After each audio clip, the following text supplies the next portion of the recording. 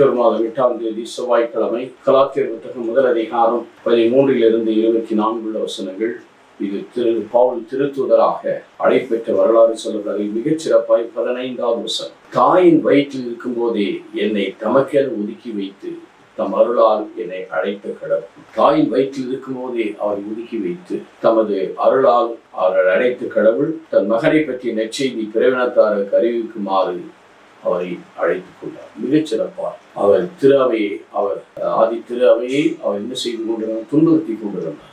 அவரை தான் ஆண்டவர் தேர்ந்தெடுத்து வைராக்கியமுடையவர், ஆண்டவர் மீது வைராக்கியமுடையவர், உண்மை தெரியாமல் இருந்தார். தமஸ்கு வழியில் தடுத்தாட்கொண்டதினாலே அதுக்கேறவே கடவுள் வைத்து தனது மகளுடைய நற்செய்தியை சிறப்பாக புறவினத்தாருக்கு அறிவிக்கும் பாக்கியத்தை பெற்றார். பல துன்பங்கள் வழியாக, துயரங்கள் வழியாக.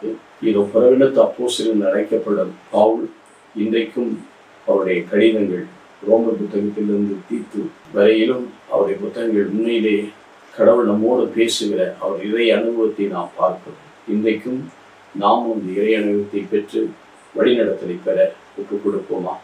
ஆண்டவரே, எங்களையும் நீ தாய் முகத்திலே ஒதுக்கி வைத்து உமக்கென வைத்து ஒரு பணிக்காக தேர்ந்தெடுக்கிறீர். அவர் புறவினத்து நற்செய்தியாளராக அறிவிக்கப்பட்டார். இந்த உமக்கு உரிய பிள்ளைகளாக நாங்கள் இந்த உலகத்தில் என்ன செய்ய வேண்டும் என்று நாங்கள் கண்டுபிடித்து உமக்குரியவர்களாய் வாழ எங்களை கருவியாய் பயன்படுத்தும் நல்ல தகப்பனே. ஆமென்.